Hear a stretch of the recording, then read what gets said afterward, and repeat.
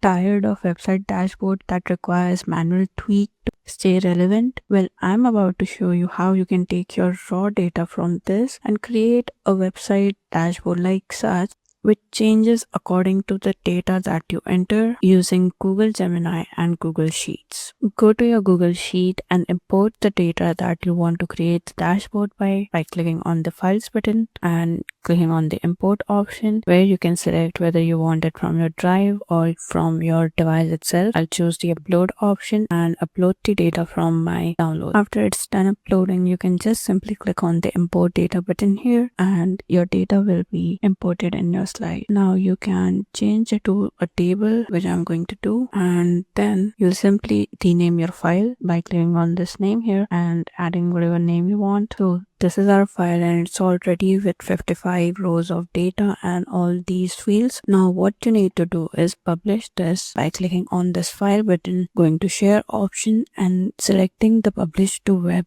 Here you can change it to HR people data, that is whatever your table name is, and next you will select the CSV format, that is comma separated value, and then click on the publish button and give it permission, and it will give you this link which you need to copy because we are going to use that now. Now head to Google Gemini. In Google Gemini, go to the tools option, select the canvas button, and then you'll have to enter in a prompt like this, which says that I want to create a web application using the provided Google Sheet links, where there will be two tabs. First tab will showcase a dashboard using the data from the CSV and turning it into visual and meaningful summaries with relevant icons. Then the second page should include just the sheet in a table view, and then I've asked to add a refresh button to refresh the data when clicked, and lastly I've entered the CSV link that we just copied. Now all you have to do is hit submit and wait for it to generate the application for you. So this is the website that it has created for us. So let's go and view it in a full screen by clicking on the share button, copying the link,